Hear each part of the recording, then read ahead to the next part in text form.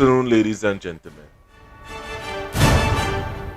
My name is Renison Jeffrey, and this is the Workers' Rights Platform. We are broadcasting live on the Workers' Rights Network. Citizens of the Republic. Yes, some days when we come on this live, many a times, we don't keep up the standard. We open to improve that going forward. But today, citizens of Trinidad and Tobago, several times we come before you on this platform. We made truth in the sea of deception. And many of you does come and refer to our videos after the fact. But what we have seen throughout the past months is the murdering and the extrajudicial killings of several people. And we see a prime minister, a newly elected prime minister, keep on parroting what the US said. And today on this platform, one thing I can promise you is the truth. No gimmickry. Not to the factor that, a lot of them outside there like to feed you bullshit.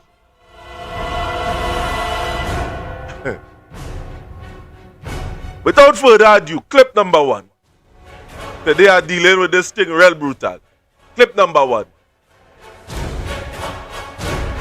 5 decades after surviving the 1975 assassination of her family, former Bangladesh Prime Minister Sheikh Hasina has now been sentenced to death. A court in Dhaka has found the leader guilty of crimes against humanity linked to the violent crackdown on protesters during the 2024 July movement.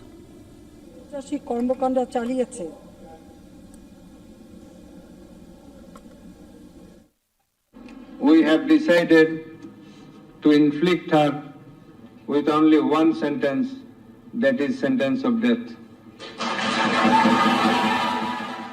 It is hereby ordered that accused Sheikh Hasina be found guilty on 3 counts under charge 1. Count number 1, incitement. Count number 2, order to kill. Count number 3, inaction to prevent the atrocities and failing to take punitive actions against the perpetrators. And following the announcement, Bangladesh's interim government issued a statement calling the ruling a historic verdict. The statement urged people across the country to remain calm, avoid unrest, respect the rule of law. Sheikh Hasina, who fled to India after massive unrest led to her ouster, was convicted of ordering attacks on demonstrators, failing to protect civilians and ignoring repeated summons. The tribunal said her absence from the trial suggested guilt. According to the International Crimes Tribunal there, Hasina incited violence, issued orders that led to the killing of protesters, and allowed the use of excessive force on student-led demonstrations. The court held her responsible for the deadly response to the anti-quota protests. The unrest that escalated after her controversial comment questioning whether quota benefits should go to, quote-unquote, the grandchildren of Razakars. In fact, Sheikh Hasina has rejected the verdict outright, calling it politically motivated. An Awami League statement quoted her as saying, The case was driven by personal pursuit of revenge against a democratically elected government. She says she was denied a fair chance to defend herself, claiming that she never received due legal process. She has also questioned the credibility of the tribunal itself, saying that there is nothing international about the International Crimes Tribunal in the country, and that the guilty verdict was, quote unquote, a foregone conclusion. Sheikh Hasina, who is one of the region's most influential political figures, served multiple terms as Prime Minister and played a central role in shaping modern Bangladesh. But her tenure was also marked by accusations of heavy-handed governance, a shrinking democratic space, and intensive crackdowns on opposition forces. Now, her remarks came during the protest there, and the subsequent violent response eventually ignited that movement that led to her removal from office. This was in August 2024. Hasina has been living in self-imposed exile in India since then, after the student protesters forced her and her Awami League political party out of power. Dhaka has formally asked New Delhi to hand over Sheikh Hasina. In fact, the UNIS government sent the request citing the existing extradition agreements between the two countries. Officials in Dhaka said giving shelter to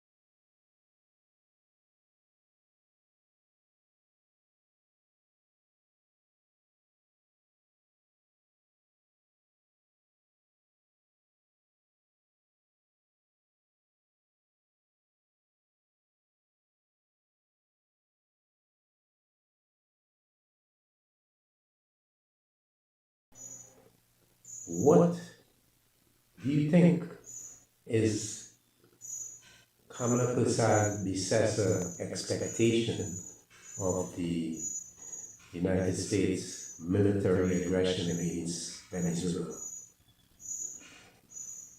Well, this is a brutal act of imperialism. It entails a huge portion of the American Navy, very sophisticated satellite warfare, naval warfare, drones, tomahawks. It's a very sophisticated imperialistic mission. And we've seen this before. We've seen this since 1492. That's when they used to build palisades and fire cannons from them and so on. This is basically the same thing. And so you would have thought that our people, prime ministers, attorneys, she's a prime minister, she's an attorney, she's well read, would have recognized this as an imperialist act posture. Simple. Imperialism, bad. Anti-imperialism, good. That's a lesson for history if you study Indian history, African history, Latin American history, New World history and the whole, Australian history, Vietnam history, Far East history, Middle East, all histories. That's what it tells us. Imperialism is bad, anti-imperialism is good. So how come we cannot recognize that? How come they haven't seen that? And why are they so easily abiding by the expectations and the mandates of imperialism? So that's the first question to ask. What's wrong with the people? Something is radically wrong with them. If they're able to be so either willingly ignorant or duped by imperialism. The regime change war. We've seen it recently in Latin America, we've seen it in the Middle East, we've seen it in Libya, in Syria. So there's no doubt about it. It's basically America doesn't want to trade on equal terms, she wants to grab, she wants to pillage. That's basically European history. That's how they got much of the wealth. And the military expenditure is being funded by the American people to the benefit of the American superclasses, what they call 1%. So that's the first thing I think. We have to question America. We know what America's playbook is. We have to question our own people. How could a whole party, a whole confederation of attorneys around the Prime Minister, Attorney General fall for this or willingly oblige this kind of action? Now the Prime Minister seems to want to escape liability in this, but you cannot escape, in my view. Because she is the first person, even before the election, to call the bureau agent, narcotics terrorist, narcotics trader. Without any kind of evidence. So she has been basically parroting Washington podium rhetoric. So she's part of the whole, she's part of the organized plan for this action. Can't escape it. She's the one who, when the Americans came here initially with the hard and some military hard, she supported it. She said she supports it. She knew what the equipment was. She had advisors. She had advisors. She supported it. She called the Venezuelan revolution a narco-terrorist revolution. So she was basically obeying the American playbook. When the I can't hear you. Some people now have been killed through extrajudicial murder and slaughter. She supports that. She said, kill them. Yeah. And now we're seeing where helicopters and airplanes are flying over sky by night, all over the place. Lancashire, Diego Martin, Mayaro. And she's saying, well, you know, we're not going to use our land space or land or Trinidad and Tobago to attack the Venezuelan people. But she's already in it. Modern warfare is satellite warfare. The Americans need a place to put satellites because they have a gentleman somewhere or a group of people somewhere in Pentagon. And then there's also triangular kind of warfare. There's somebody in Venezuela, the CIA is giving them information, signal information, and they're the warships, and they need to put satellites. So once you put satellites in Trinidad and Tobago, once you establish a signals base in Trinidad and Tobago, once you have aircraft flying to get intelligence in Tobago, once you are loading the effort, once you are, this is coincidental, this is not happening coincidentally. Is it coincidental that we have American troops at this time, American warships visiting us at this time? It's not. You're already part of it. So the British and MI6 are very smart. They pull out of this. They say we're not giving any intelligence anymore to the Americans because they knew this was executional, illegal killing. This was murder. They're not going to participate in that. The president of Colombia also pulled out. In fact, he's taking a case for one of the persons Colombia killed in this operation by the Americans to the international courts. The Dutch have pulled out of it. No longer any sharing intelligence with the United States. So it's very difficult for the Prime Minister to pull out herself, as complete herself. She's a part of it. She's deeply ingrained in it. She's colored in ink in it. She's stamped in it. And she's no way of escaping it. She is a co-combatant. She's a co-participant. And she's a co-aggressor in this effort. And she cannot escape the consequences. And I can only trust that when this whole thing is over, but we haven't even talked about the gas, I think that she has basically very unpatriotically, and she has very treasonously smashed and scotched, for her government at least, any kind of gas dealings with the Venezuelans. So she cannot escape, and she's died in the wool of co-combatant. And complicit in it, and I only hope that that when this is over, that she is dealt with by the appropriate court, so that appropriate court action is taken against her.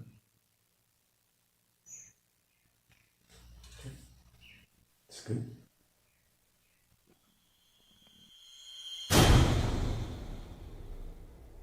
Right, so we are back. And to you, Trinidad and Tobago, what court action you feel going to take place? What Kublal Singh talking about? This thing's so simple, but hold that thought right there. Let me bring on the guest one time. I mean, I call him the guest, but he's a man need no introduction. I'm bringing on here with me on this platform the fearless warrior. Good night, fearless. Good night. Well, I know you would have listened to the whole scene just now. What is running through your mind at this point in time, fearless? Well, I didn't get to hear the actual interview with Kubla Singh. I didn't get to hear it because I was backstage now, so I wasn't hearing nothing at all when I came in the backstage. I was trying to be on YouTube, but then I see well you're trying to contact me, so I ended up going backstage. But basically, I could tell you it has always been what I've been saying from the one that Kamla Persad Bissessar must face the International Criminal Court, and she has charges to answer, because at the end of the day, you could say something, you can make a statement without saying a word, and to say to the population, kill them violently, not once, not twice, but on 3 occasions, you have just sent out a command that has been killing 70-something people. And just as what I said last night in terms of the Bangladesh Prime Minister, the President, who is now facing the death penalty. Mm-hmm. Mind you, our Prime Minister, Minot, and some of our cabinet members who like to lie, and can't tell the truth. That's why they call she's Kamala, not Kamala, no. Kamala, because they feel they can con everybody with their foolishness and not realize that they can face international trouble and also face the death penalty, just as though the person from Bangladesh, as well as any other prime minister that or president that has gone before the um, the International Criminal Court, in which Trinidad and Tobago is a signatory to. America is not a signatory to the International Criminal Court, but Trinidad and Tobago is a signatory to the International Criminal Court. And if Kamala forget that and was he believe it don't have enough Indians inside the International Criminal Court, that's what they was projecting for the Caribbean Court of Justice. Then they have a next thing coming. You know, I mean, why is you talking the fearless and looking through the comments and you know, some of the nonsense, you know. Shaquille, Stefan,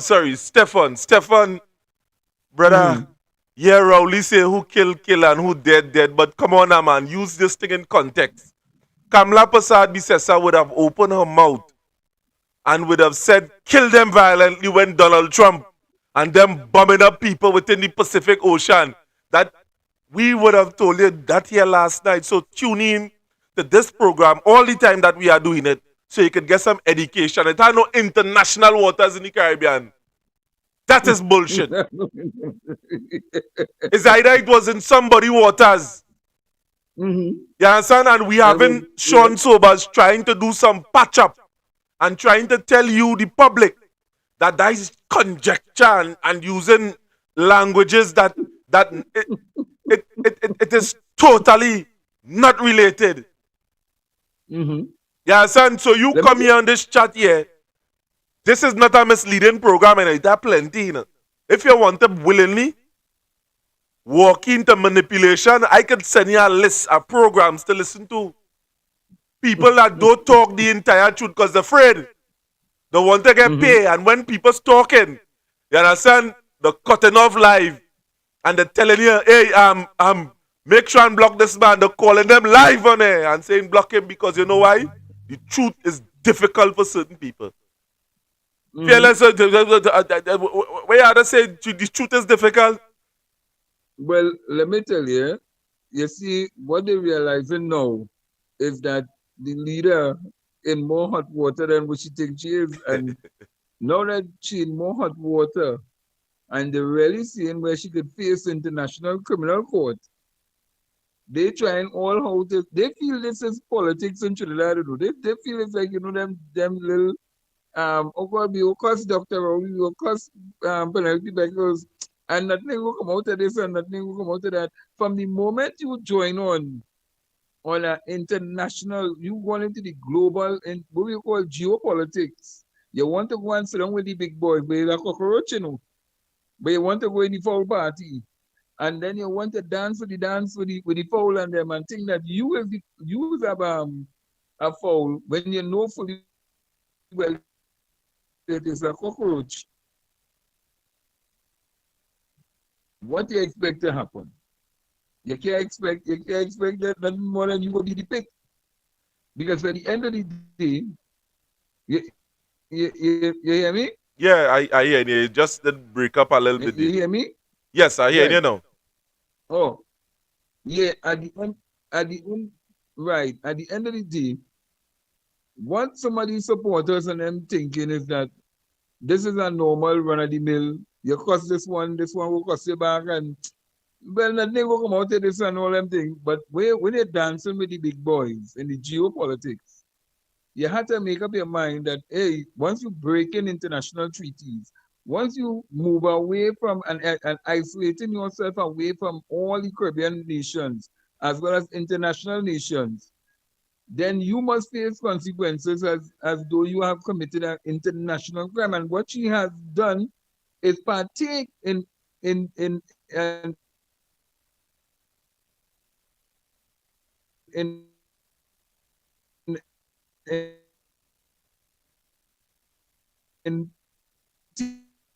taking part in an international crime and killing over. You hear me? Fellas, your internet breaking up on your side here, boy. Come on. Hello? Yes, we hear you now. Hello?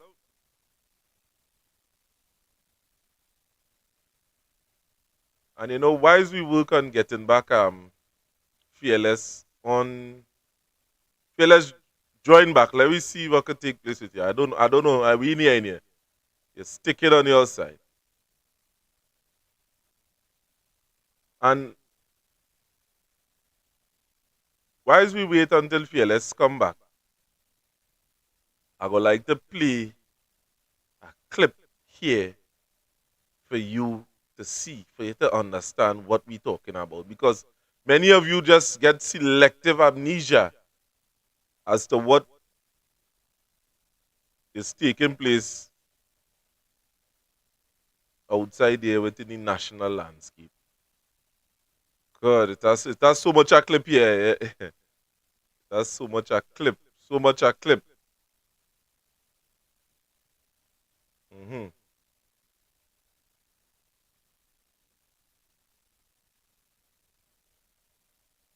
First Peter chapter 3, verses 8 to 12. Finally, all of you, be like-minded, be sympathetic, love one another, be compassionate and humble. Do not repay evil with evil or insult with insult.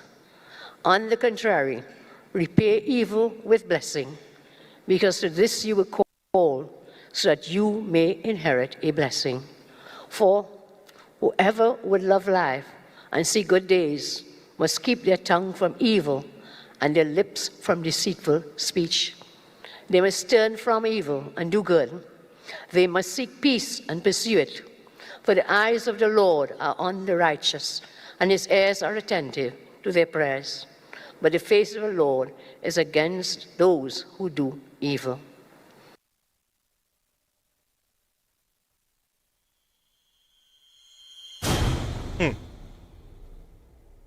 Now, ladies and gentlemen, that is our Prime Minister. You know. Run and put the Bible in front of she, quote scriptures, and at the end of the day, just some months after, kill them, bomb them violently. Tens of, I'm not going to say tens of thousands, a number of people have been struck down. Their life have been snuffed out of them with the go-ahead, a matter of fact, of Kamla Persad Bissessar. That is no joke we telling you here. You know. That is the truth.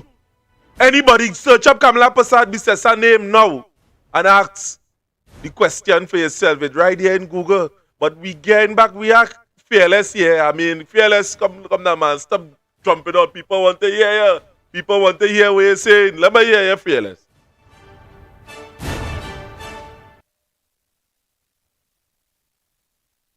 Who Kamala invited into the country to carry out acts of terror on our next sovereign nation, you know. Mm-hmm. So I just going by based on what I work with right now. Technology giving problems these days in Trinidad. And then on the 21st here in we might have power outage in certain areas. Then here boys all kind of dramatic and city and point out those I don't know. It's all kind of things taking place. But no, but really and truly, let me get back to the fundamental thing here. What Kamla Persad Bissessar would have done is send out the signal to she ally or she partner who she backing and supporting, which is Donald Trump, who has not been given the approval from Congress. He has not been given the approval from Congress to carry out these unwanted bombings in the Caribbean. And most of the bombings that took place is basically around the Trinidad and Tobago waters, heading up to Tobago. So most of these things would have taken place in our waters and in the Caribbean waters. And what Kamla Persad Bissessar seems to be shying away from, because she knows that because some of these things would have taken place in our waters, she's now trying to protect herself by saying, well, hey, I don't know anything about this. I never think, but I'm supporting the drug trade. But they're using the drug trade. They're using this narco drug trade behavior to carry out this sinister plot to overthrow a sitting president in Venezuela.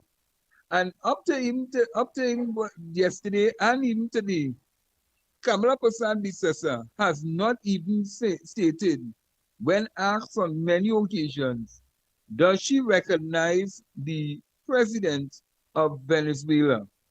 And she has boldly said, basically, no, she does not recognize the president, Nicolas Maduro of Venezuela. So that alone should tell you that she is So supporting a regime change. so what your fearless when she not, what does that signify? Because people must understand the importance of that. When she cannot outrightly say that she recognized Maduro as the prime minister, as the president, sorry. What does that signal, as a matter of fact? What you get from that? You getting that Well, she accept the man? Where again? no, well, based on that, she's saying that she does not accept him. Because remember when she was in opposition, she said that she was more dealing with talks with the opposition when she was dealing with Guaido. And she was stating basically that she recognized Guaido as the president of Venezuela. Now it turned wrong now that she's now the prime minister. And they asking the same question. She is trying to circumnavigate the whole question by not answering it and clearly stating to the public that she doesn't recognize Maduro as the president of Venezuela. And because she doesn't recognize the president of Venezuela, that is why she is joining with the United States of America, but using the so-called SOFA agreement to allow the United States of America to come to Trinidad, because whatever agreement and whatever deal she would have made with the United States of America to invade the people country to do what is known as a regime change in order for probably she to benefit. It is, well, we will have to say, probably for she and the country of Trinidad and Tobago to probably benefit from this so-called dragon gas deal that she once tore up, then said the dragon deal dead, and now when she want to get back in bed to get back that same dragon deal, because she realized that the country, without getting this dragon deal this gas deal, it will also cripple the country, because we don't have a proven gas reserve for another how many years to come. So she basically has set the stage for United States of America, who is the biggest bully in the world, because there is a bully, to go into a sovereign nation, do the regime change in order for, I can't say for we in Trinidad to benefit, but for she and probably the UNC people to probably benefit from whatever arrangement and deal that they make on behalf of so-called Trinidad and Tobago. And I will say so-called Trinidad and Tobago because I never make no arrangement with no Kamala to go and invade nobody's country. So nobody can come and harass me and tell me you is part and parcel of that. You know, You understand? you see what you're saying there? Now, Slimy, I know you're listening. You know what way to do for me? A way to get the why America was forcing Guaido on the public and how he signed away the rights. Just now, I'm going to send you the link because this is important that the people of Trinidad and Tobago understand this, and by extension, the Caribbean. Is a serious piece of war take place there. You know. Guaido would have a point, but Slimy organize the thing. I go down and send the link just now because I wanted to let the people know because I don't see that they talk about this already. And when they talk about this on this platform, it would have sent shivers down my spine. So what I am going to do now, I'm going to send the links like me, I will join me.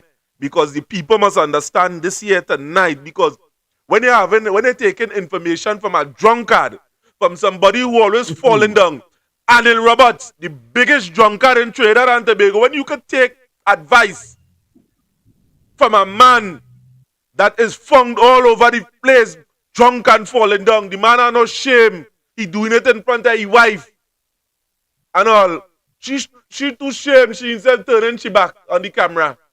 Big man like you, and then you want to go and try to affect an election and go in on mountain platform. People want to know. Everybody want to know. When you was in room 202, 203, was that cocaine that you were sniffing? People want to know. I want to know. That is what people want to know. That is where you have to come up and talk. You say something looking like flour. Before you mount a platform. You also ask him if he wife, if you had to ask him if he form, I don't know if he form a wife or if he die wife, or you had to ask him. You must ask the question if one of his wife or one of the people he was with, if she married to a DJ. You want to talk that? I'm a matter of fact. Let me get up it here. I'm a matter of fact. Let me get up it here because Anil, we want to know who is this. That is what we want to know. He come in and making him mouth he pronouncement known. Mm-hmm. You understand? All over the place and want to go all St. Vincent with your drunk falling down self. But at least Ralph Gonzalez know who is his wife. and he know who is his children. And he'll have to ask the question if you know who is his wife. And if you know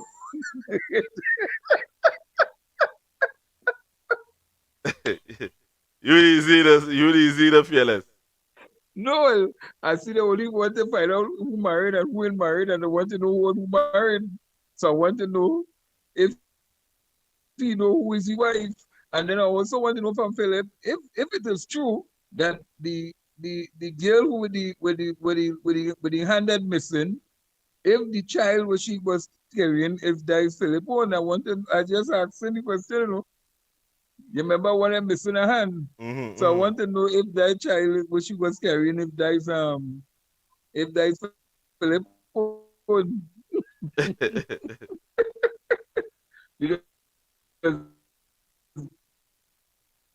I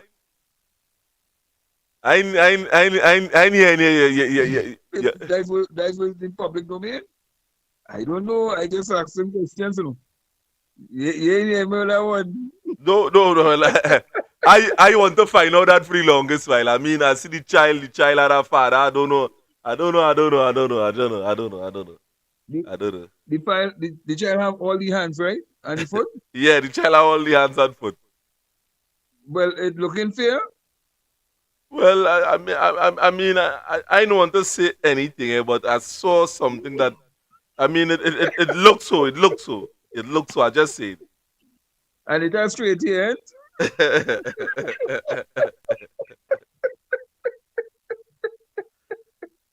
wonder if we could take a face from Philip and put it on the child and see.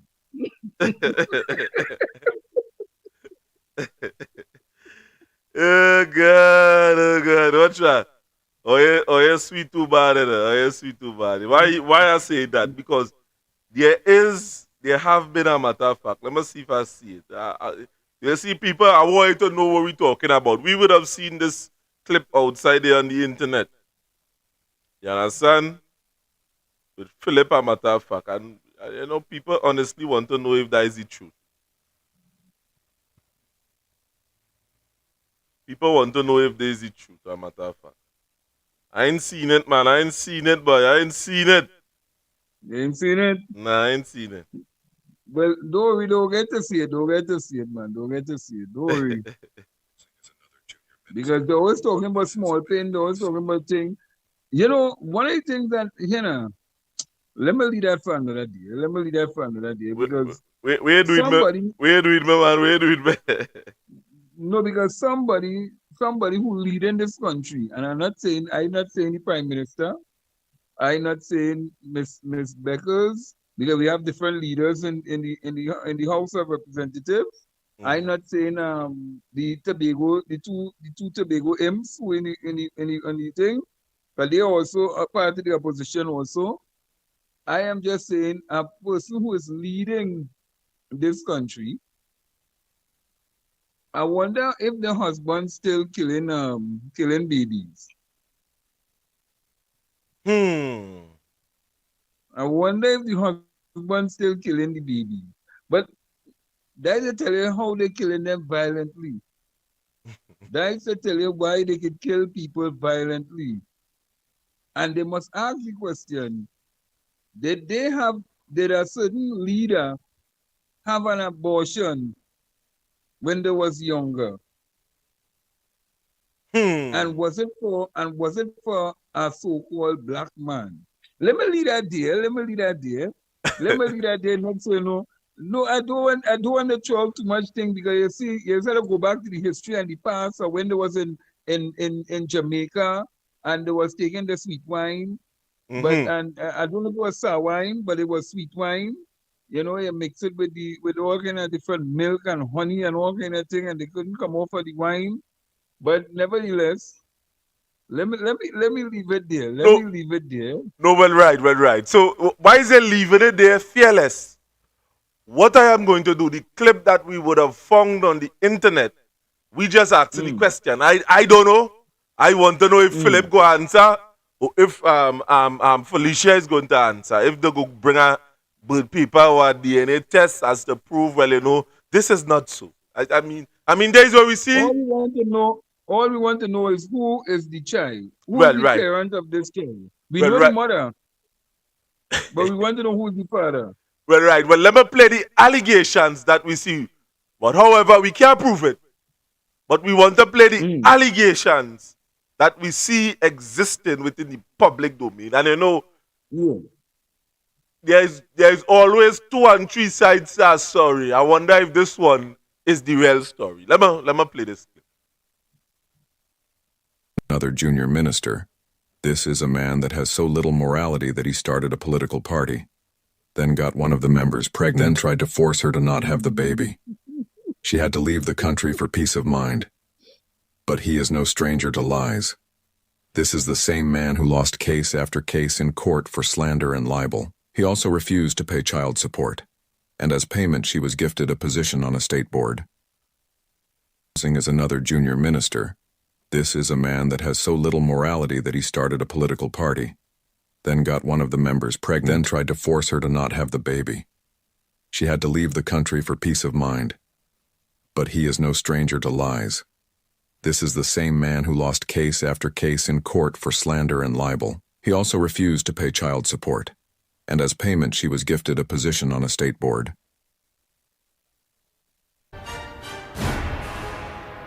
Trinidad and Tobago, and by extension the world.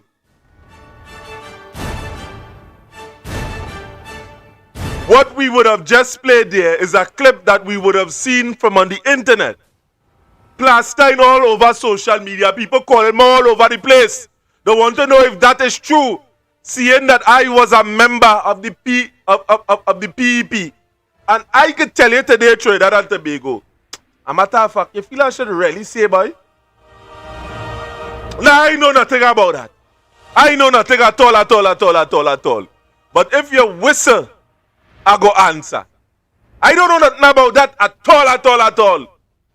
Yes, I don't know nothing about that at all. Fearless me, no, I don't know nothing about that.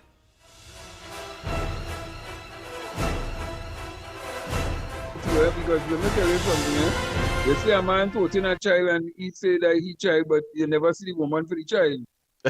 You understand? And he's a bag handler. So if he's a bag handler and he toting a child that he never made, then you want to know if that individual was actually pregnant and they wasn't wearing this thing, but they put in front of them now. The so-called pregnant bag where they put inside in front of them to make them look like they're pregnant, but really and truly they don't know if they was pregnant. And No, well, now we have seen a little child looking red with a straight hair with blue eyes, and they want to know how that child come about. So we don't know. We don't know. no, well, So we don't know if the mother is the mother of the child or the father is the father of the child. We don't know. no, well, it's a vital question that must be answered. All children have a father. That is the dynamics of the thing. If it have a Yeah. mother, it have to have a father. It had to have a father. So what taking place there is that is just a mystery child, brother man. That child ain't no father. Fearless. I would have seen this woman all over. I never thought this woman. I never see she with that man. Never. No way. No way. No way. I never see the woman with that man. I tell you, I've been real with you. I never see this girl with a man. I never hear she talk about she fiance or she going to married or she. I never hear nothing about that. It's as if this Well, child just come. You understand? I see she with she belly. She was pregnant. I see the belly. I see the belly. no, you see something resembling a pregnancy. Okay. That's way so. Something looking like they was pregnant. Mm-hmm. All right. I will go with that. I will go with that. If she wasn't pregnant, then she fooled me. You understand? Because she gave. No, we don't know. Them Nigerians and just put things in front of them to make them look like they're pregnant, but they're not really pregnant. We don't know. You understand? Next thing you know, it was like a surrogate mother kind of scenario where they make them look like they're pregnant, but really and truly they went quite America, get a child, come back to Trinidad and say, look, my daughter here or my son here. You never know. But I tell you, a bag handler do it too, you know. So he I don't know if he was the woman or the man. And those say a child must have a mother and a father.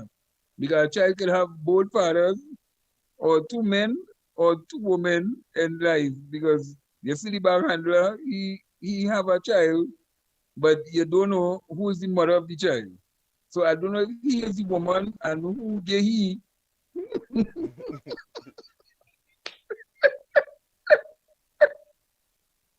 Big bad. Yeah. Well,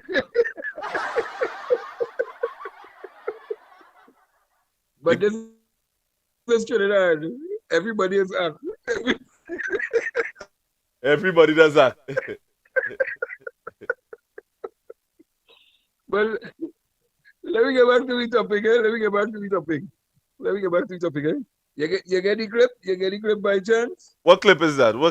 I play several The clips clip there. that- No, the clip where you wanted to get from Slimy. No, I mean, Slimy would have done a piece of intensive show concerning that whole thing. I was trying to see if I could get him to Oh, come on and see if he would have explained that in more in depth, in just playing it from a place of isolation, because I really don't know anything about it.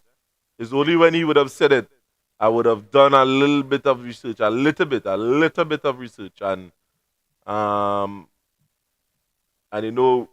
what I would have understand is that when there was a point in time that Venezuela used to run in a particular way, and the oil yeah. companies and them was run out of Venezuela. And because of the sanctions that the American placed on Venezuela, they could not have paid back their debts. Right? Guaido was on a board. I think it was the National Energy Board at that point in time. And he would have Yeah. signed off some of the assets of Venezuela to America. So and they would have recognized him as the president for the signing off to be legal. For the signing off to be Well, I legal. know. Yeah. No, well, what I understand from the historical, from parts of the historical parts of why Venezuela is just this state as it is. Now Venezuela has either two or three oil refineries in America. Eh? They Mm-hmm. have 2 to 3 oil refineries in America, right? They also have oil refineries in Venezuela. They have the proven largest gas and oil reserve in the world. You have to remember too, the people took their gold and they sent their gold away for people to hold it for them. Now your gold is one of your most precious things that will keep your currency floating at a certain level. When they were tricked and told, bring your gold, and they lose all the gold because when they send back the gold and they couldn't get back the gold, that was one of the aspects. Two, what Venezuela did in the past was nationalize all the oil producing all the companies that was operating. They said, look, we want to nationalize our thing and make it Venezuela. So all the oil companies that was operating in Venezuela was belonging to Venezuela. They wasn't belonging to no foreign country. And nothing is wrong in nationalizing your product, just like what we did in Trinidad in certain things. We nationalized certain things so that the people of Trinidad and Tobago could own these things. You understand? So what is going on with America is that America is trying, yes, to get access to some of these proven oil reserves, and they are trying to cause instability in the country because people like Guaido, Guaido and them don't represent the poor class of people. Mm-hmm. They represent what is known as them European, what we call European whites. Because in Venezuela, it have black people in it. Yeah, it It are black have people. dark skin. Let me say, right? It have dark skin people, and Maduro is from the poor class of people. Guaido and them is from what you call the people with color, with money. So like how we just say the Trinidad whites, that is that is what we name Guaido represents. So because Maduro has the support base of the majority and not the minority, Guaido believe that he has some claim to fame in stating that he win the election and not Nicolas Maduro. So they will try to concoct the whole story to say but the election was rigged, and they get people to say what they want them to say and put out the whole narrative out there in the public domain. But at the end of the day, even if you try to legitimize something that you did was wrong, if you are not the president, then it can't be legitimized. So therefore, the only person that is legitimized there right now is Nicolas Maduro.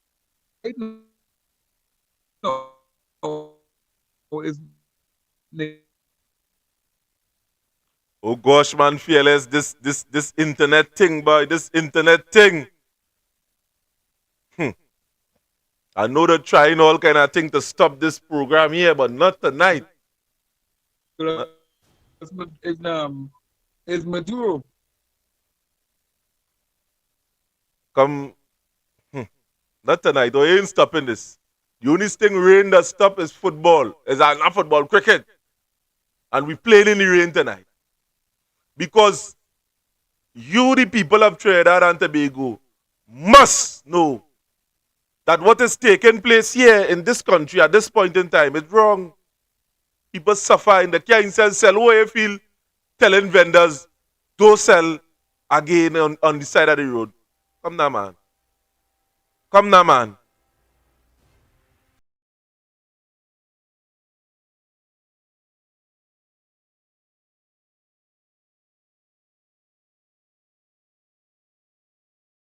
on your side, boy, Fearless. Who or you feel is stopping the vendors from making money this Christmas? Who or you feel doing that? The little hustler, the hustler on the road, them way to see with the clear bag on the back. Who you feel suffering when it is the send up alcohol, the send up cigarette? Who you feel hustling? Who you feel suffering? We have to be real and reasonable outside here and stop listening to bullshit from fake commentators that is littered on all sites all over social media. There are many of them outside here that are hungry and don't know where the next dollar coming from, but yet still you support a party that today, no results, none whatsoever, and you're hushing him out.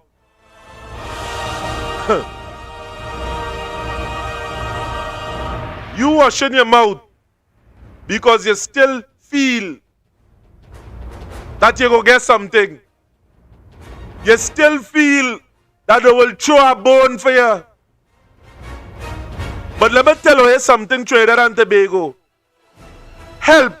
When somebody help you, real help. When somebody done help you, you just feel empowered. You doesn't feel like a slave and you have to come wrong and beg and plead. That is the help. That is enslavement, the throwing a rope and the hooking you with it at the same time.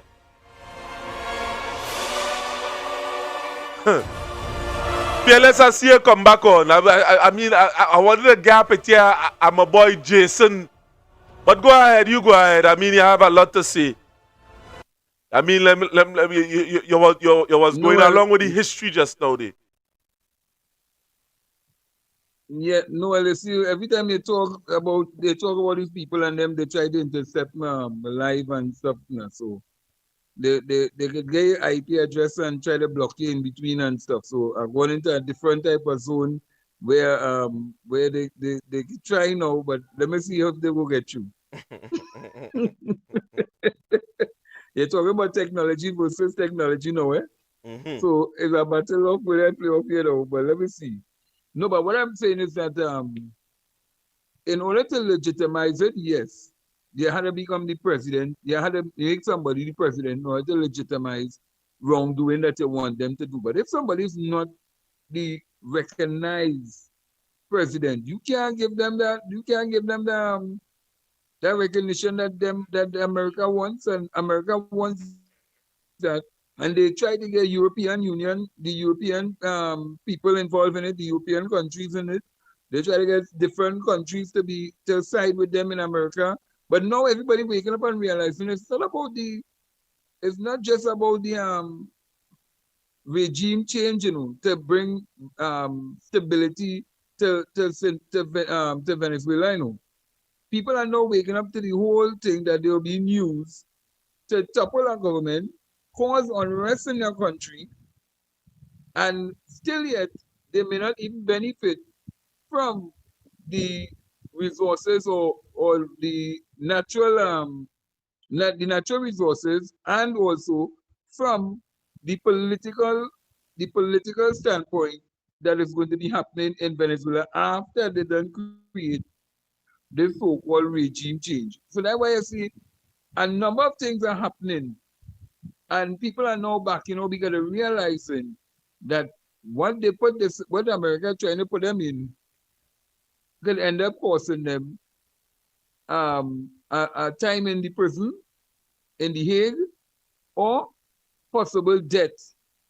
Because most of these countries sign on to the ICC and they could be tried in the International Criminal Court.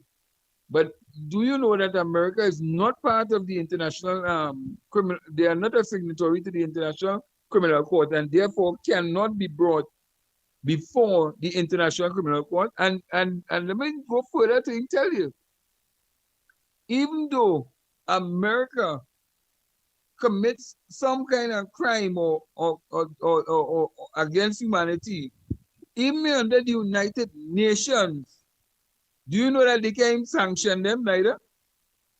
What you saying, by? But I'm telling you, if you go and check it out, America cannot even get a sanction from the United Nations. They could do what they want, and nobody can sanction America. But America have the ability to sanction people because why? They are using the US dollar. You see, anytime you're using that US dollar, they have a grip and a hold over you as any part of the world that you operating and functioning under. Go and do your research.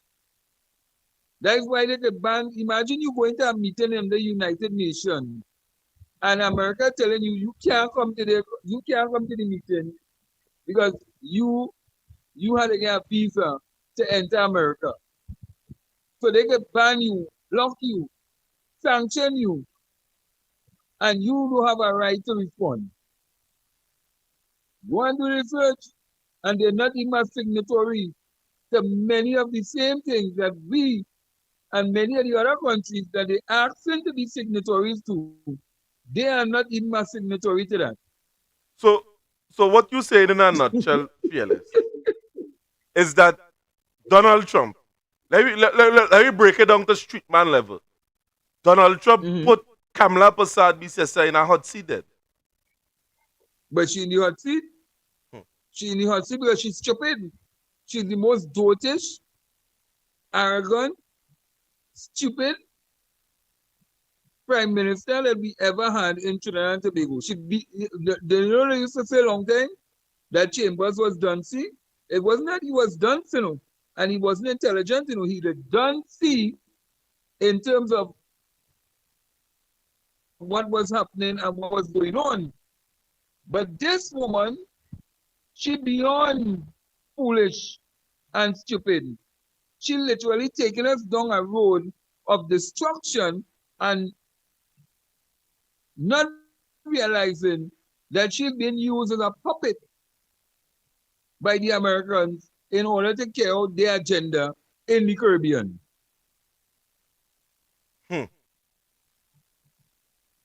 So now we in Trinidad had to face the consequences, because let me tell you how this is going to have a lot of ramifications for us and problems for us in the long run. Many of the goods that are selling in Trinidad and Tobago are selling throughout the Caribbean from Trinidad and Tobago. Do you know that plenty of these Caribbean islands would say, here what happening? We don't want them. We're not going to buy them goods on the shelf. They could go, They could function in the people's country, They could put the things on the shelf. They ain't going to tell them nothing, but they will not buy it. And when they don't buy it, it will mean that sales is going to drop for many of these companies who are operating in Trinidad and Tobago, who have their company in Trinidad and Tobago, but exporting the goods to these Caribbean islands, and the people not buying. So therefore, what's going to happen?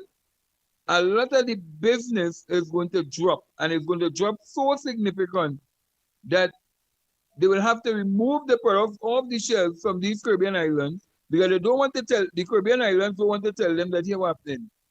We put in a tariff on your product, or we put in a sanction. We making a statement again without saying a word. We're going to tell the citizens, don't buy your product. And therefore, even when you, the Trinidadian, going across there, everybody will start to watch you as, well, they don't call them Trinidadians already. You understand? So Kamla just confirming what some of us as Trinidadians may be going over there to be doing in these people's country. Trick them into fooling them into all different dotations. Because based on what she is doing, she has now placed Trinidad and Tobago in a kind of quagmire situation where nobody wants to do business with Trinidad and Tobago ever again. And you're saying a kind of quagmire situation? Come now, man.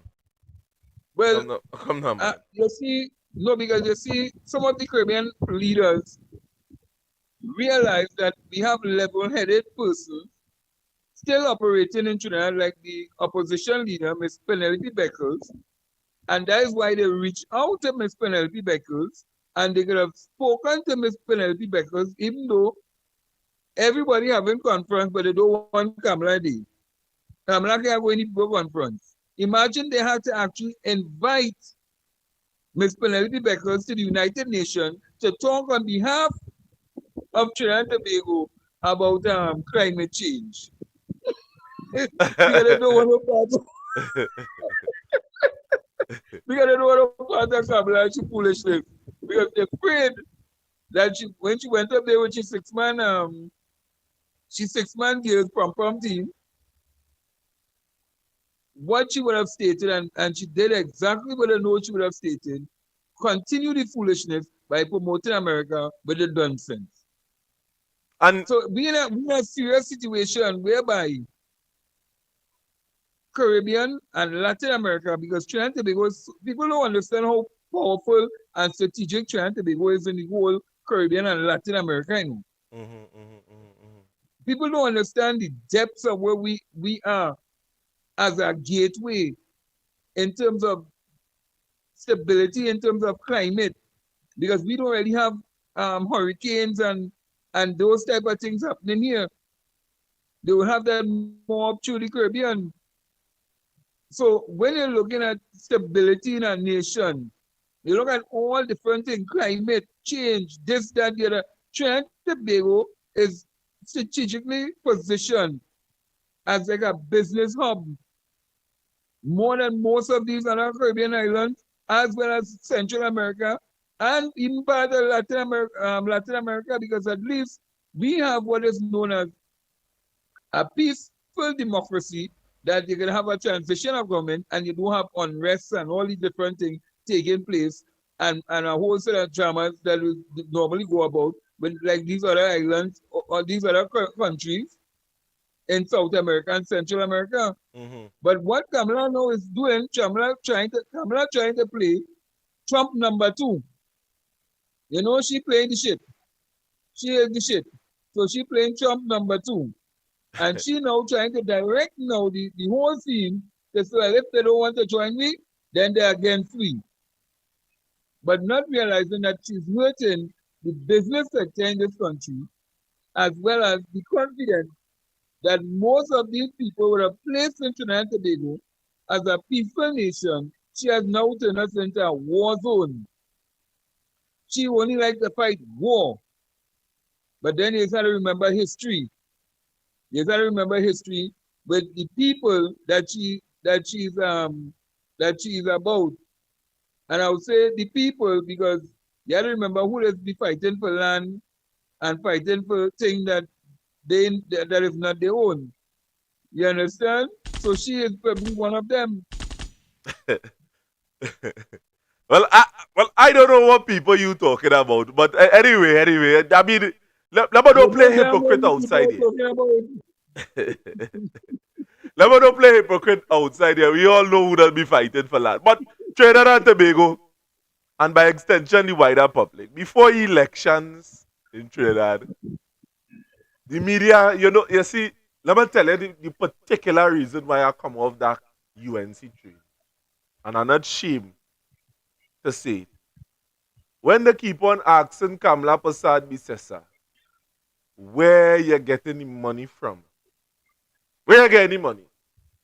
That particularly get me vexed, because when we keep on waiting for an answer up till today, we have not get something that is substantial. It make me feel like if I was in the Men in Black movie, Big Man. You remember the part where Will they went up on the thing and they asked him, where all are you doing here? You understand? He said, boy, a man jump up and say, you need to be the best, the best, the best, the best of the best. And he said, boy, you still ain't know. You still ain't know why you're here. But Trinidad, let me bring this to remembrance a little bit. Kamla Persad Bissessar, before election.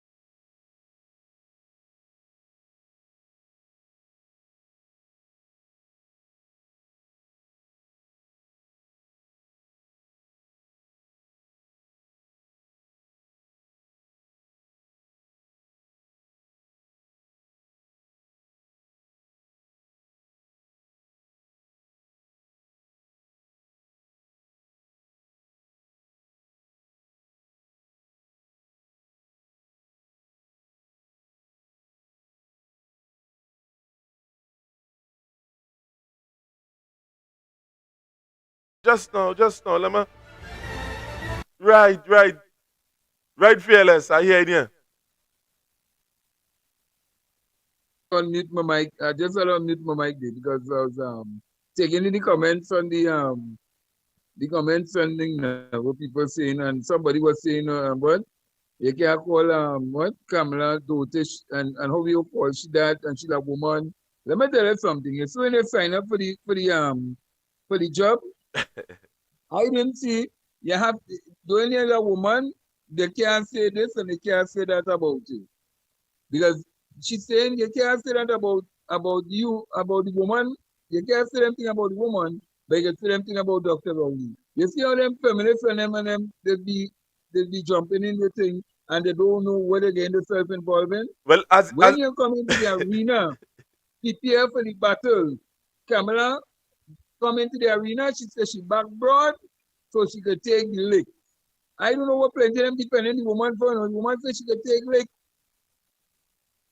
I don't know what kind of lick she could take, but she taking lick. boy, it are plenty women outside here that agree with what we say here this evening. And Yeah. it still has some dotish woman that we have to call out. You understand? Look at this one here. This is Felicia Thomas, one of the most dotish women that it have in Trinidad. And I make no apology for it. You know what it is called? She in Wassa? Fearless. You know what it is called? She's Sasha Stupid.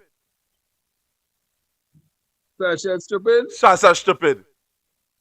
But stupid still better word than that, yes? That'll get a good name for that woman. Hey, let me play the tape so I can. Let me play that tape so public. But before you play the tape, you know it have this new thing now. Right? You know it have this new thing now. I don't know, but it have this new thing now where people just having, I don't know, they come out with this thing with a licking bamsi. During sexual during the sexual act, the licking bamsi. Women licking man bamsi and all them different things. I don't know if she's one of those people. I don't know if she's a lick bamsi, but I don't know. It can't be that you're stupid. You had to be licking a bamsi. And who bamsi she might be licking, I don't know. I don't know if it's the leader bamsi, or who bamsi, but I don't know. Oh yes. Oh. The leader who, boy? The leader who? The leader what?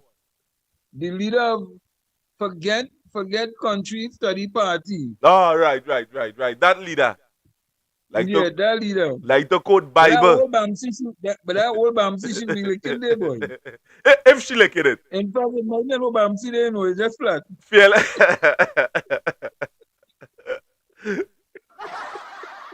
Don't do that. Don't do that. Let me play. You know it is for she to be looking at a bamsi and trying to lick the bamsi, but she only said too hard.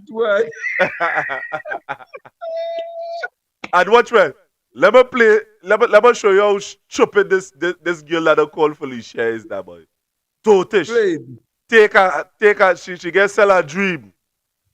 She gets sell her dream. And she sell the members her dream, and they believe in the same dream that I see. Threatened over 500 jobs in HGC. That is how they take care of you. Brothers and sisters, there is sun on the horizon.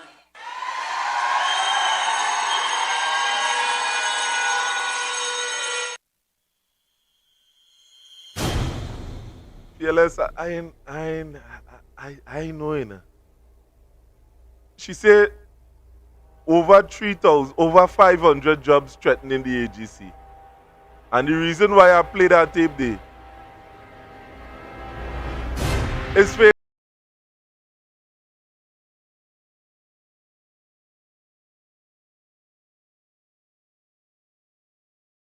watch how much people go home from CPEP, URP, forestry. And just the other day, a couple of people went through AGC.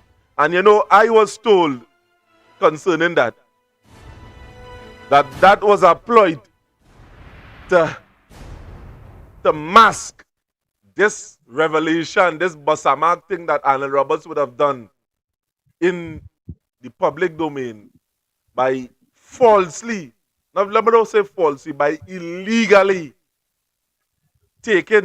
obtaining the paperwork and place it within the public domain concerning Ralph Gonzalez. And citizens of Trinidad and Tobago, we must advocate for the dismissal of Arnold Roberts. That is what we must advocate for. Because we don't know after this point how much papers, if he vex or if somebody come out and talk out against Kamla Persad Bissessar, we don't know how much papers this man is going to interfere with and put out in the public domain and say he find it in a garbage bin. That is what we're up against. That is how nasty this government is. Because you didn't just take an ordinary man papers in it. You take the prime minister of a country papers. Like to show you how bold-faced this man is and how wicked the UNC is. Because at the end of the day, Kamla Persad Bissessar endorses action like that by coming within the public domain and saying, if they want us to take us to court, let her go ahead. So she implicates herself too in the action of Arnold Roberts by saying if the Prime Minister want to take us to court. She didn't say Arnold Roberts, she said us. And if that is the case, Trinidad and Tobago, we must reach that point that if legal action, because we know it coming in for Arnold, that revelation would have taken place on the Douglas Doubles and Coffee platform, Douglas Politics. It didn't take place on no government platform. Arnold Roberts must foot the bill of that entire legal argument when it comes. And I'm glad, and let me tell you what's the most dangerous part about this thing also. Suppose Arnold Roberts, who works in the Ministry of AGC, who works in the Ministry of Housing, decides to get up a morning and make your file disappear, Renaissance. And you see people come by your door to put you out of your house. Because let me tell you something, people don't know how dangerous this thing is. Because if you don't keep your receipts, you know some Trinidadians, I don't pay it. I know you put on the receipt now, what everything gone missing, and the sweeping out and the sweep and the sweep out and they clean out the house every year for Christmas. Suppose you might be the unlucky person that he vexed with you, Renaissance, and decide, you know what? Renaissance don't have, let me see if you bring any documents to show that he legitimately get a house from the AGC. And you see people coming and putting up notice on your door and all these different things to embarrass you. To embarrass you, in the public domain, because why? You talking out against Kamla and this government. Suppose now he does that, and you can't bring your documentation, because why? You might have children, they might rip up the document, they might rip up the receipt, you might have the document and don't have the receipt. How you proving that you is actually a legitimate HDC owner? You see, by fearless people don't understand how serious that is, isn't it? This man could get up in the morning and say, I don't like this one, I don't like that one, I don't like this one. And he come in after each Tom, Dick, and Harry. He will go after anybody. And if he feel that, okay, you know, I will do it and I'll get away with it once, I get away with it twice, he will do it again, and he will continue to do it again and again, because why? They tell themselves they have all the lawyers on them. So let's say, they tell themselves they have all the lawyers, and we will go to court. And by tying you up in the court very soon, by tying you up in the court, you are to keep defending what you know is your right. So you know in a court defending your right when you know you're right, But they know that they commit an illegal act, and you have to defend your rights against somebody who actually committed a crime against you.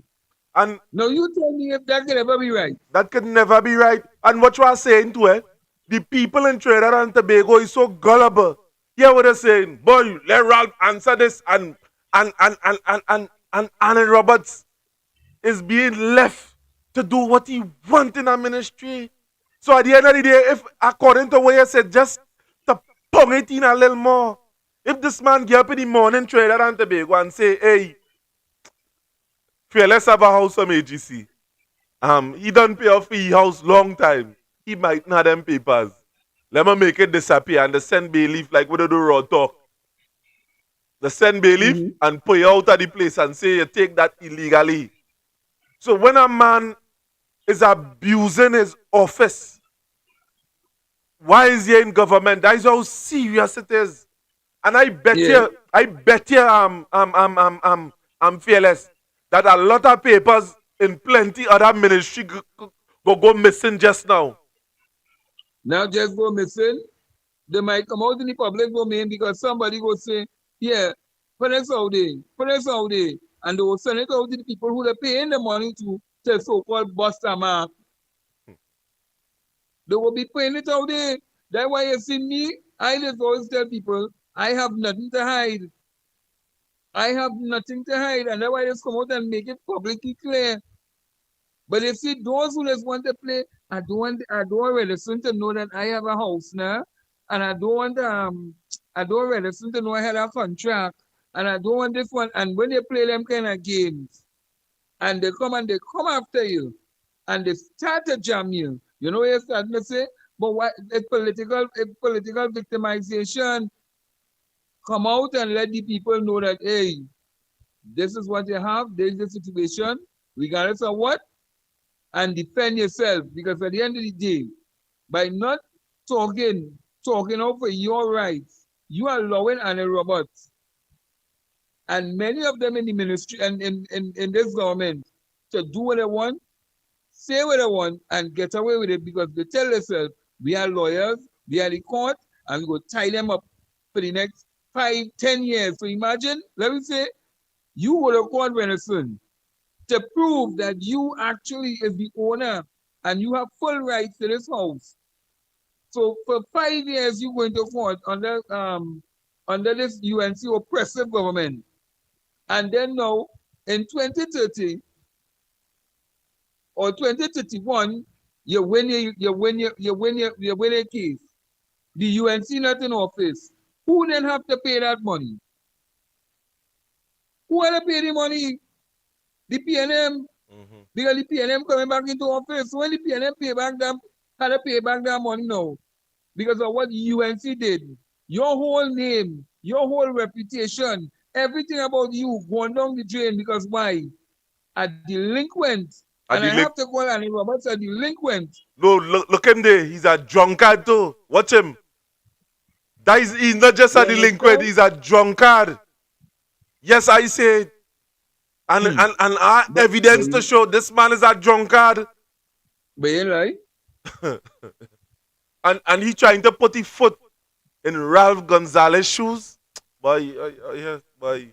Miss me with that nonsense, eh? Go ahead, Hold on a bit, eh? Just give me a minute. Let me come back. Hold on a bit.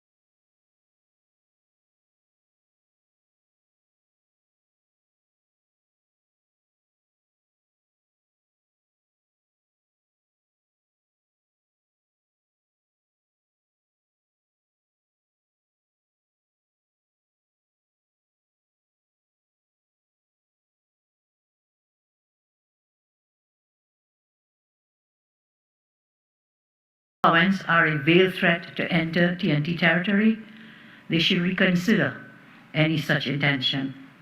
The fact is that as a responsible government, we have to take all threats against any incursion into our territory seriously.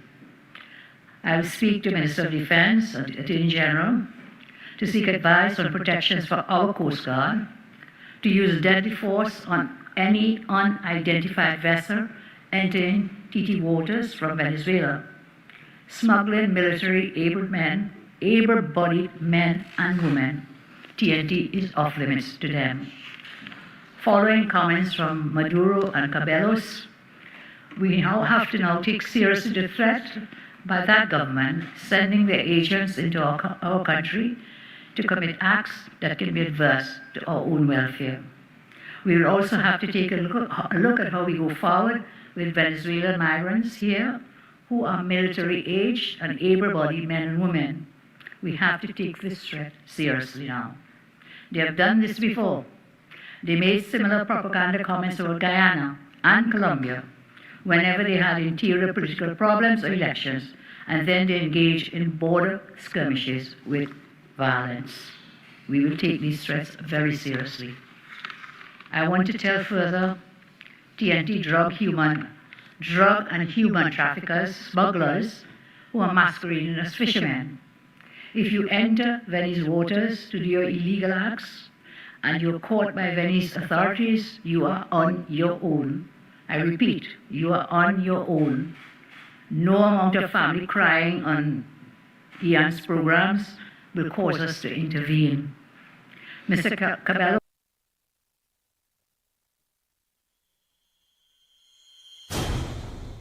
That is our Prime Minister, Kamla Persad Bissessar.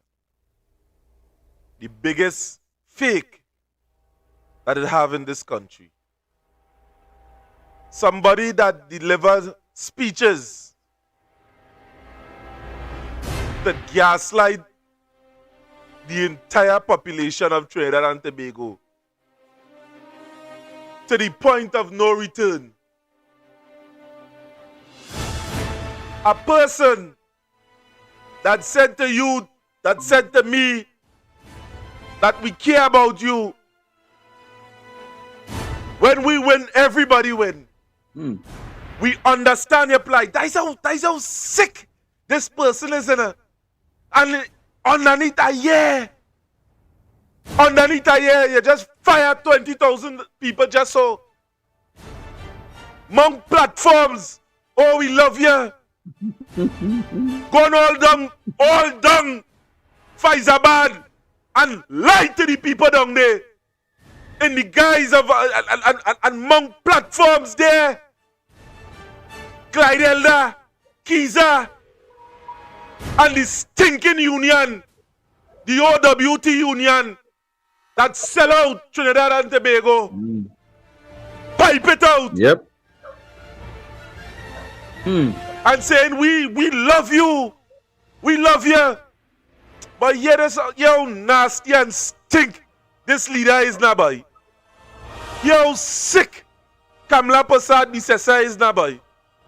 And when you done, you had the audacity to come to the people of Trinidad and Tobago and say, boy, continue to support me and their supporters, boy. Oh God. Hear a speech by Kamla now, boy. Hear a speech now, boy. Was led up on a stage. We understand you. I suffer just like you. But yet still, you condemn all the fishermen and them, and we go play some tape with the fishermen and them just now. I'm fed up. And the people of Trinidad and Tobago, boy, oh, you had to wake up, boy. Oh, you had to smell the coffee. This man is out of hand. Anil Roberts.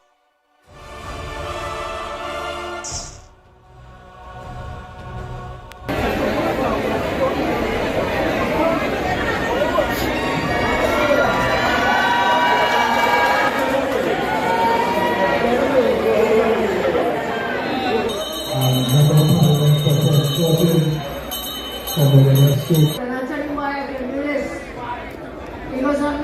100%. I am one of you. I am one of you. You've heard me talk about myself. I have come just like you from the working class. And sometimes no working class because you have no job. I understand what it is because I've been there, done that. I've been there with my family, with my parents, like yours who worked really hard. I give you that commitment. If you work like me, if you take my hand and we walk together, I will keep my commitment to the workers out there. I will do it. But one hand doesn't clap. We cannot say we will take you forward when you do not want to go forward and you want to operate to stay backward. What do we always say in the labor movement? Forward ever! Forward ever! Forward ever! Backward never! Never, never! So take my hand together. Let us rebuild this country.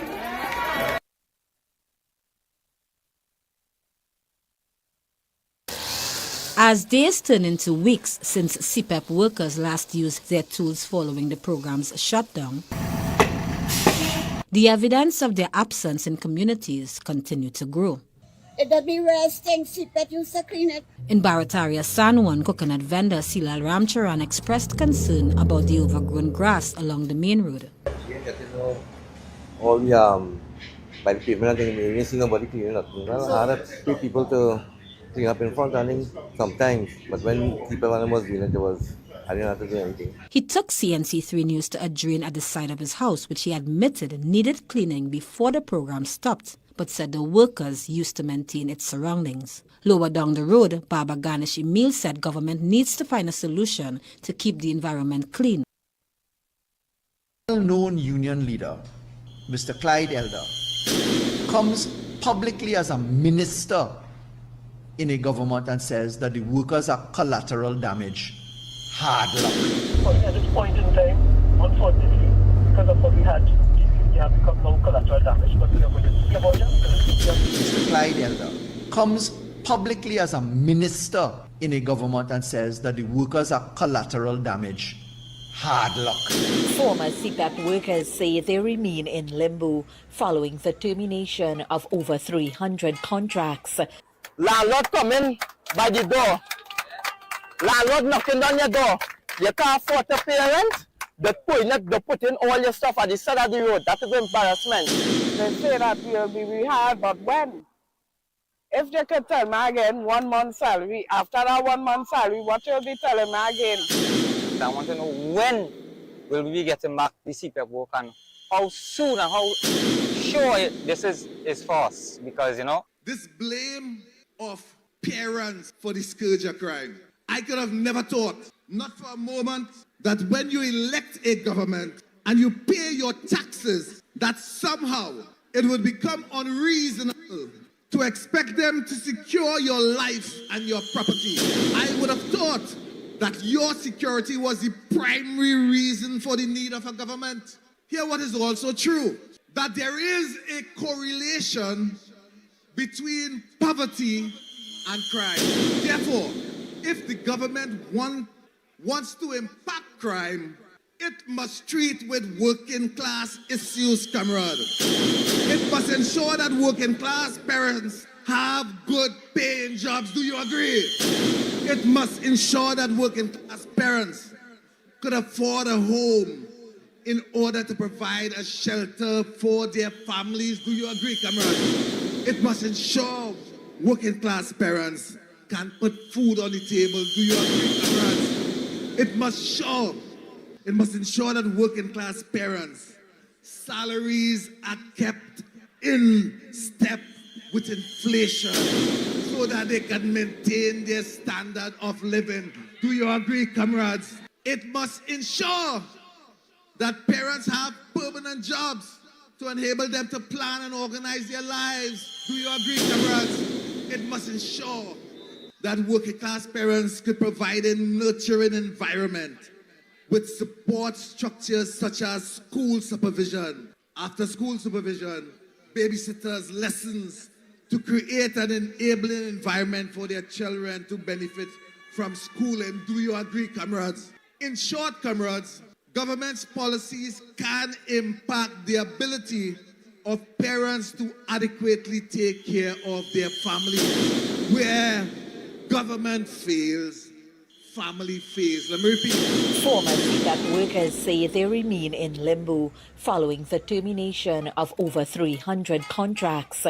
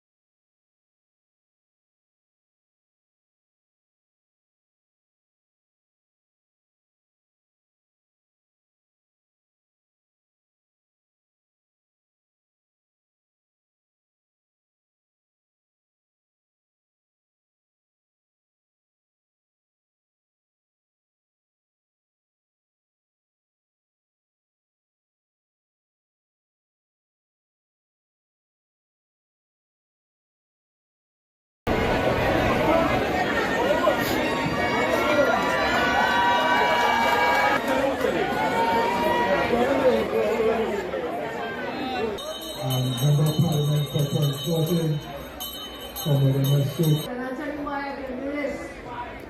Because I'm not the 1%. I am one of you. I am one of you. I have heard you talk about myself. I have come just like you from the working class. And sometimes no working class because you have no job. I understand what it is. Because I've been there, done that. I've been there with my family, with my parents, like yours who worked really hard. I give you that commitment. If you work like me, if you take my hand and we walk together, I will keep my commitment to the workers out there. I will do it. But one hand doesn't clap. We cannot say we will take you forward when you do not want to go forward and you want to operate to stay backward. What do we always say in the labor movement? Forward ever! Forward ever! Forward ever! Backward never! Never, never! So take my hand together. Let us rebuild this country. And you see Trinidad and Tobago You say that this woman understand people? This woman really gone off for her. The people of Trinidad and Tobago have been crying out. While you saying bomb them violently in the high seas, body washing up on shores, people suffering within your own country. You saying that you understand people.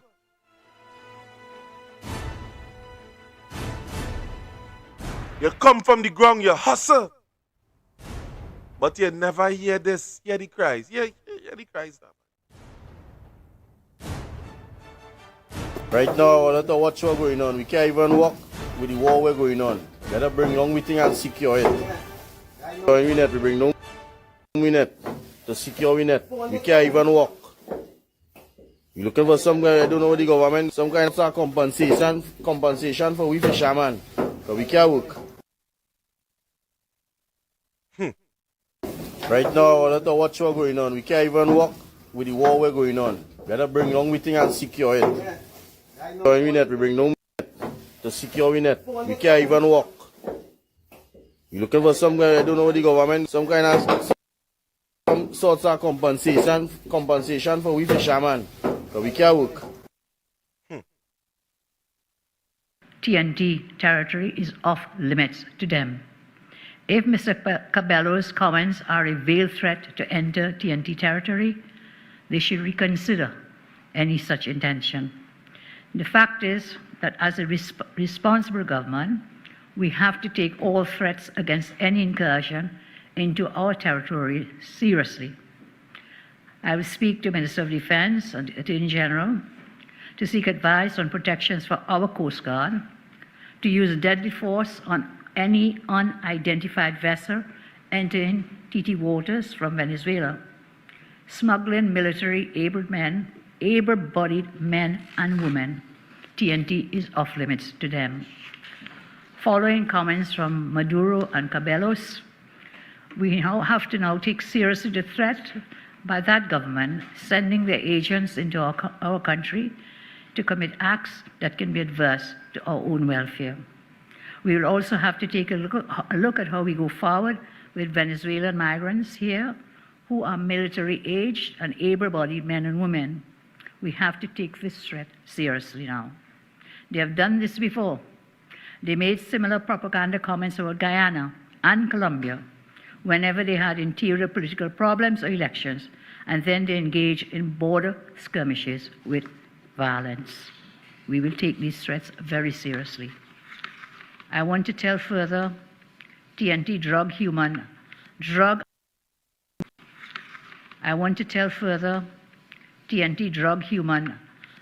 and human traffickers, smugglers, who are masquerading as fishermen.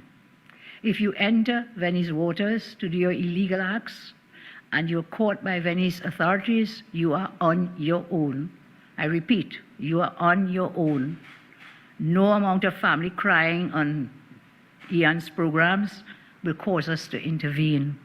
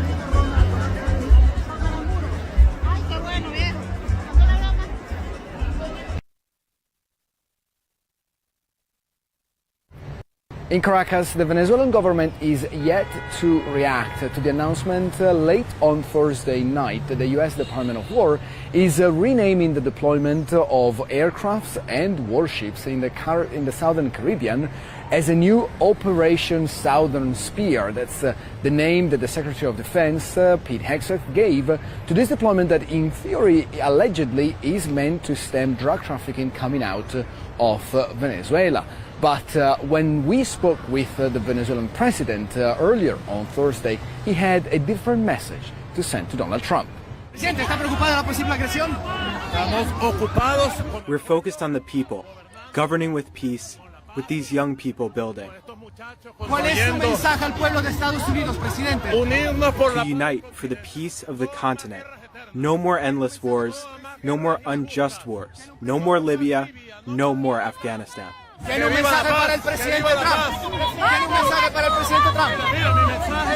My message is yes, peace. Yes, peace.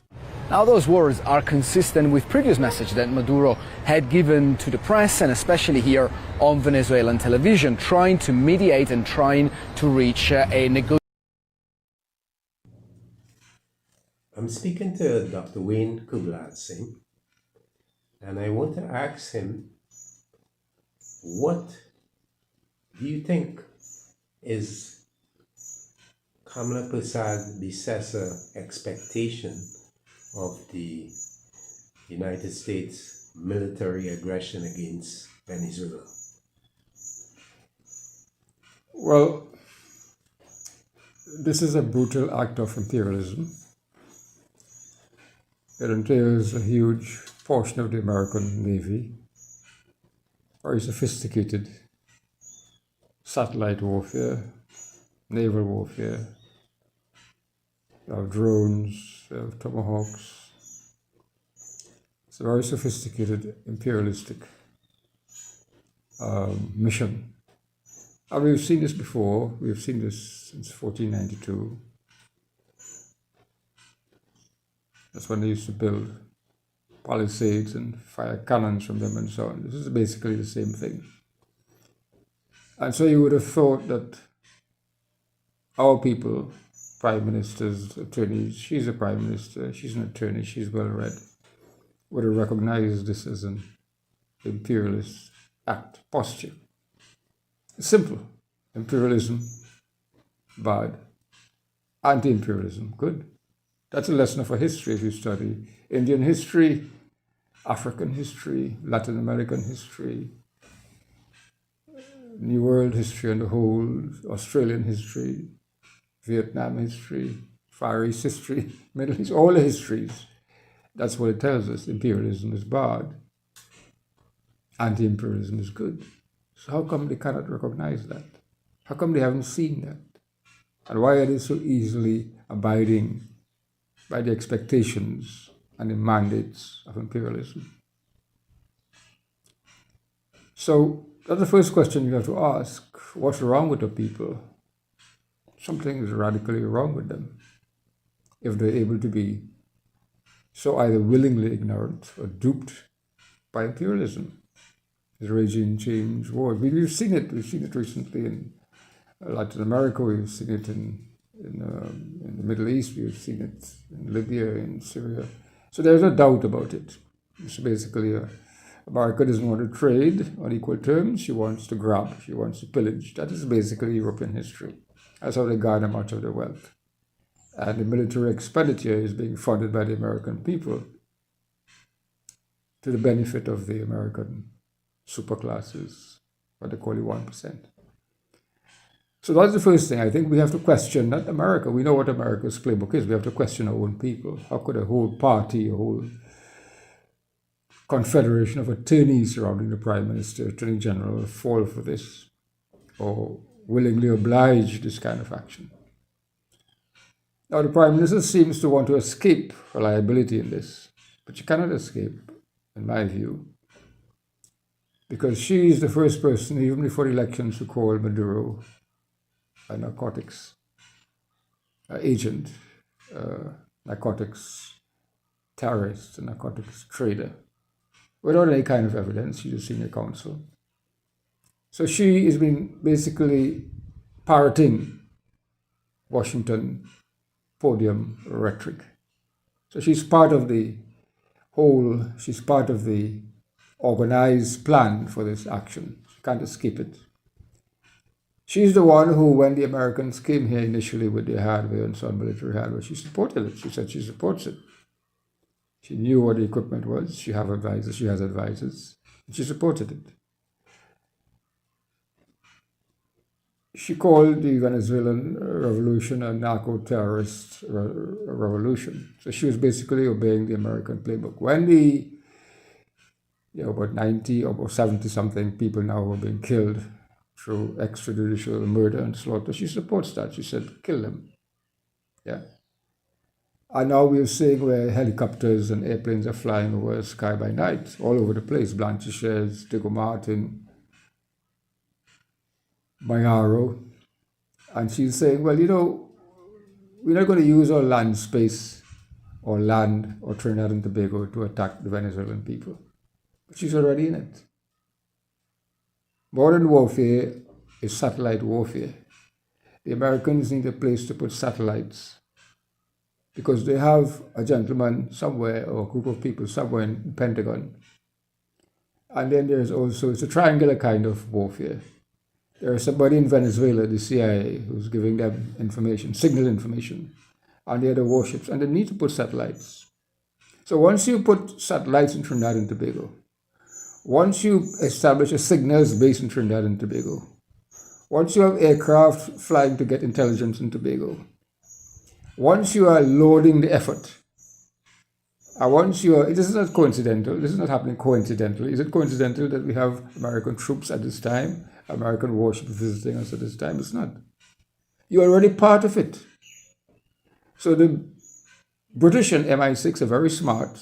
They pull out of this. They say, we're not giving any intelligence anymore to the Americans because they knew this was an extraditional illegal killing. This was murder. They're not going to participate in that. The president of Colombia also pulled out. In fact, he's taking a case for one of the persons Colombian killed in this operation by the Americans to the international courts. The Dutch have pulled out of it. No longer any sharing intelligence with the United States. So it's very difficult for the Prime Minister to pull out herself, to exculpate herself. She's a part of it. She's deeply ingrained in it. She's colored in ink in it. She's stamped in it, and she's no way of escaping it. She is a co-combatant. She's a co-participant, and she's a co-aggressor in this effort, and she cannot escape the consequences. And I can only trust that when this whole thing is over, but we haven't even talked about the gas, I think that she has basically very unpatriotically, and she has very treasonously smashed and scotched, for her government at least, any kind of gas dealings with the Venezuelans. So she cannot escape, and she's died in the wool of co-combatant and complicit in it. And I only hope that that when this is over, that she is dealt with by the appropriate court, so that appropriate court action is taken against her.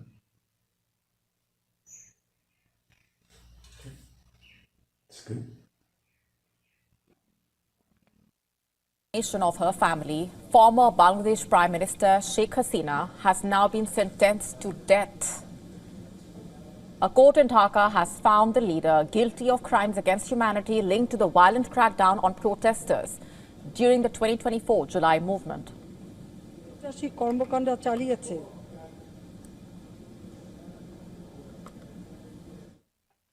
We have decided to inflict her with only one sentence, that is sentence of death. It is hereby ordered that accused Sheikh Hasina be found guilty on 3 counts under charge 1. Count number 1, incitement. Count number 2, order to kill. Count number 3, inaction to prevent the atrocities and failing to take punitive actions against the perpetrators. And following the announcement, Bangladesh's interim government issued a statement calling the ruling a historic verdict. The statement urged people across the country to remain calm, avoid unrest, respect the rule of law. Sheikh Hasina, who fled to India after massive unrest led to her ouster, was convicted of ordering attacks on demonstrators, failing to protect civilians and ignoring repeated summons. The tribunal said her absence from the trial suggested guilt. According to the International Crimes Tribunal there, Hasina incited violence, issued orders that led to the killing of protesters and allowed the use of excessive force on student-led demonstrations. The court held her responsible for the deadly response to the anti-quota protests. The unrest that escalated after her controversial comment questioning whether quota benefits should go to, quote-unquote, the grandchildren of Razakars. In fact, Sheikh Hasina has rejected the verdict outright, calling it politically motivated. An Awami League statement quoted her as saying the case was driven by personal pursuit of revenge against a democratically elected government. She says she was denied a fair chance to defend herself, claiming that she never received due legal process. She has also questioned the credibility of the tribunal itself, saying that there is nothing international about the International Crimes Tribunal in the country and that the guilty verdict was, quote-unquote, a foregone conclusion. Sheikh Hasina, who is one of the region's most influential political figures, served multiple terms as Prime Minister and played a central role in shaping modern Bangladesh, but her tenure was also marked by accusations of heavy-handed governance, a shrinking democratic space, and intensive crackdowns on opposition forces. Now, her remarks came during the protest there, and the subsequent violent response eventually ignited that movement that led to her removal from office. This was in August 2024. Hasina has been living in self-imposed exile in India since then, after the student protesters forced her and her Awami League political party out of power. Dhaka has formally asked New Delhi to hand over Sheikh Hasina. In fact, the UNIS government sent the request citing the existing extradition agreements between the two countries. Officials in Dhaka said giving shelter to convicted leaders would be seen as an unfriendly act and a violation of treaty obligations. The verdict against her is now being seen as a potential political opening for Jamaat-e-Islami, a group that was heavily targeted under Sheikh Hasina's rule. And with the former Prime Minister out of the picture and the Awami League weakened, Jamaat-e-Islami appears to be repositioning itself in Bangladesh's politics.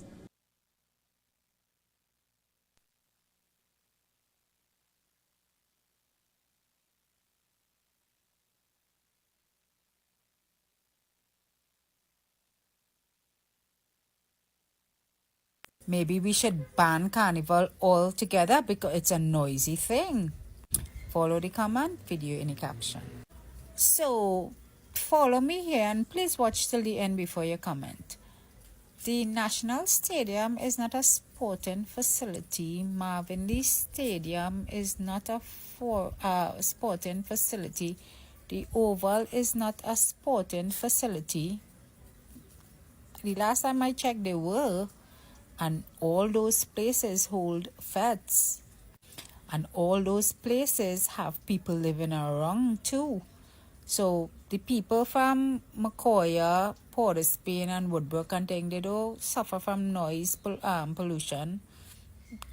I want to know, accent, let me know. Carnival is our culture.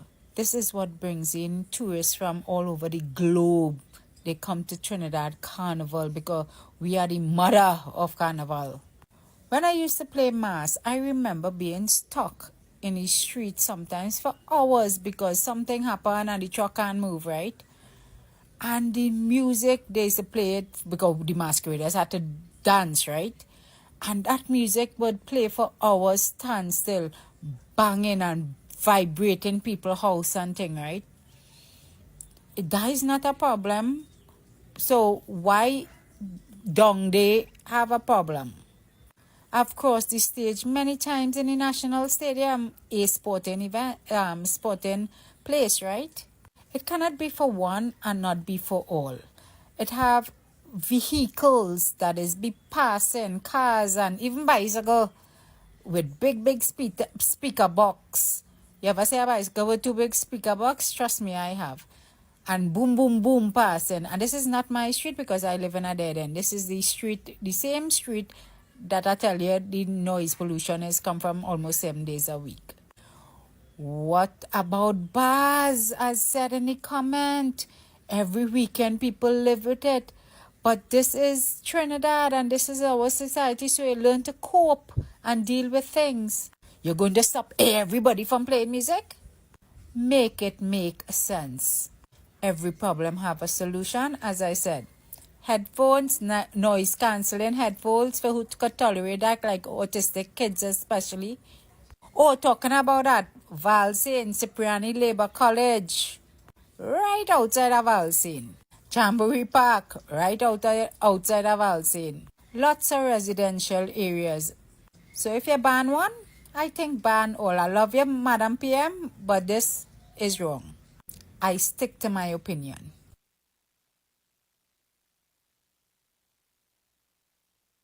The past is in your head, but the future is in your hands. You can either keep whining and be a pathetic loser, or you can be a G and become the most successful person your bloodline has ever seen. Don't call me lucky. I failed more times than you tried.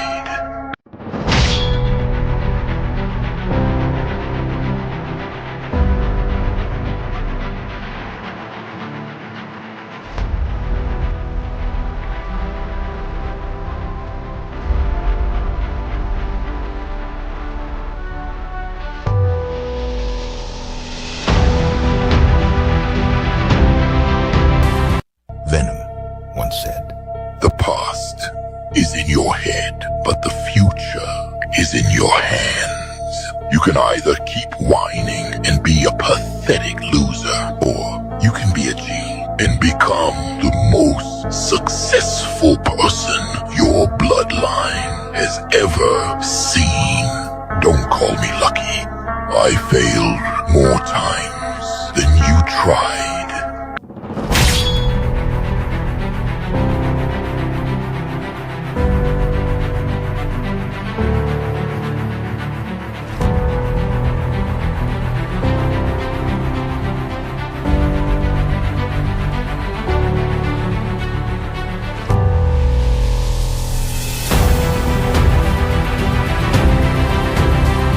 Venom once said, "The past is in your head, but the future is in your hands.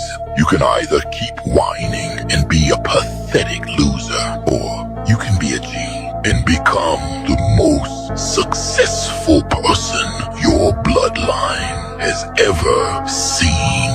Don't call me lucky. I failed more times than you tried."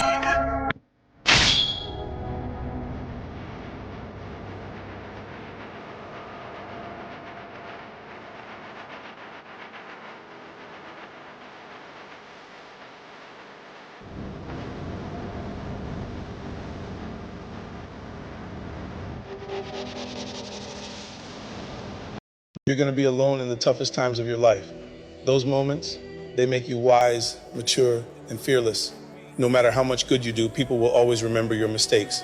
That's just the game. No is one of the most powerful words you can use. Don't be a people pleaser. Stand your ground. Prepare for the best, but be ready for the worst. To get somewhere, you got to leave something behind. It's all about timing. If you don't let go at the right time, you're left with regrets and complaints. People want you to succeed, but not more than they want it for themselves. When you're working for someone else's dream, you're sacrificing your own. Bad times, they're a blessing in disguise. They wake you up to the good things you took for granted.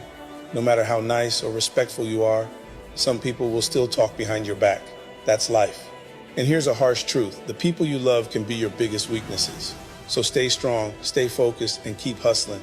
Life's a game, and you gotta play it smart.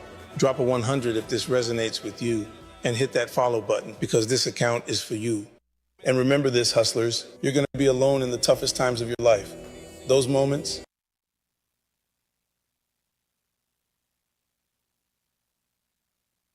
sometimes, I need encouragement and rest, because my name is Venison Jeffrey. Now, many a times, sometimes when my mind is filled, and sometimes, I need encouragement and rest, because there are many people, they are givers and they are takers. Most of the times, what we do, we encounter many takers who does fill us up when we are empty. Sometimes we want. Most of the time, we just have to draw on strength from within, deep within.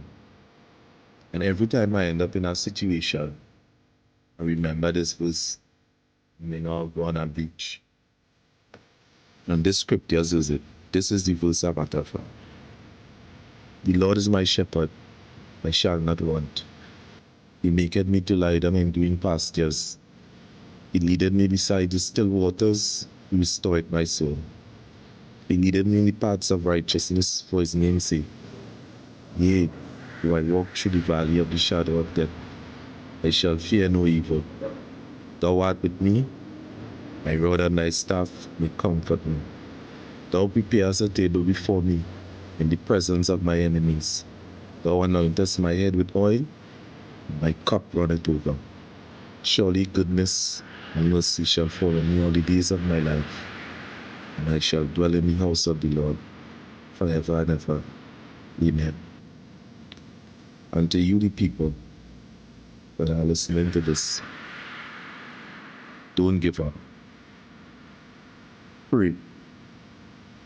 Your blessing is on the way. Don't give up. Your blessing is on the way.